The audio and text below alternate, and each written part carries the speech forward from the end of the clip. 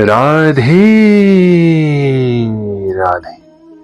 चलिए आज हम आपको बताएंगे कि कृष्ण धाम, परम धाम, गोलोक धाम या फिर वृंदावन धाम तक पहुंचने के लिए मनुष्य को एक गुरु की कितनी आवश्यकता होती है। मिलकर बोलिए राधे राधे। जो इस मार्ग पर चलते हैं वे प्रयोजन में दृढ़ रहते हैं और उनका लक्ष्य भी एक होता है। हे कुरुनंदन, जो दृढ़ प्रतिज्ञ नहीं है उनकी बुद्धि अनेक शाखाओं में विभक्त रहती है। ये दृढ़ श्रद्धा कि कृष्ण भावनामृत द्वारा मनुष्य जीवन की सर्वोच्च सिद्धि प्राप्त करेगा, ये व्यवसायत्मिकता बुद्धि कहलाती है। चैतन्य चरितामृत में कहा गया है, श्रद्धा का अर्थ है किसी अलौकिक वस्तु में अटूट विश्वास। जब कोई कृष्ण भावनामृत के कार्यों में लगा होता है तो उसे परिवार, मानवता या राष्ट्रीयता से बंधकर कार्य करने की आवश्यकता नहीं होती।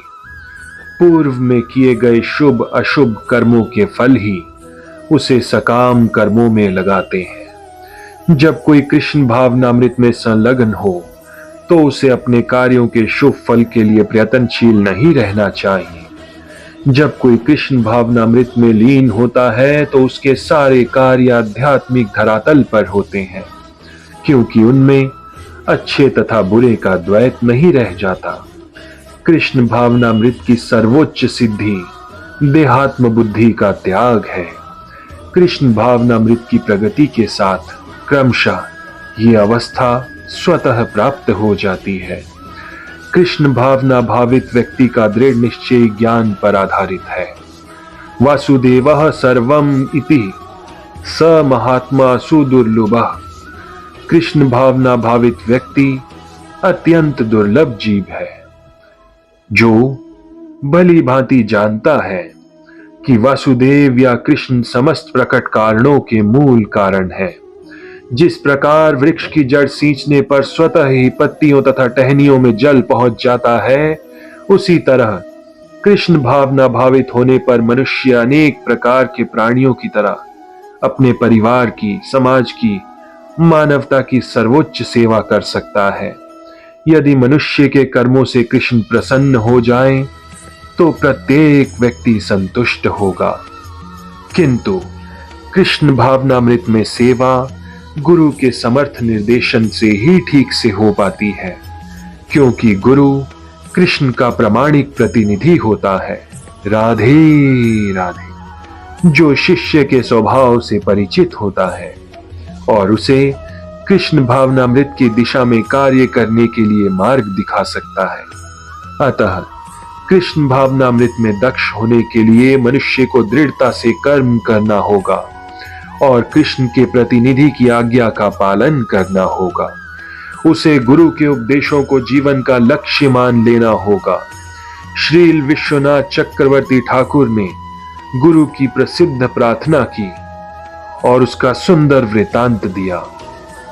गुरु की तुष्टि से भगवान भी प्रसन्न होते हैं। गुरु को प्रसन्न किए बिना कृष्ण भावनामृत के स्तर पर पहुंच जाना संभव नहीं है।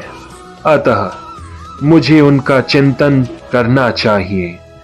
दिन में कम से कम 3 बार उनकी कृपा की याचना करनी चाहिए और अपने गुरु को सादर नमस्कार करना चाहिए। राधे राधे।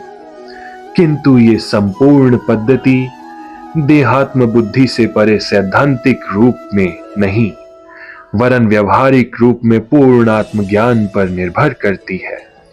जब सकाम कर्मों से इंद्रिय तृप्ति की कोई संभावना नहीं रहती, जिसका मन दृढ़ नहीं, वही विभिन्न सकाम कर्मों की ओर आकर्षित होता है।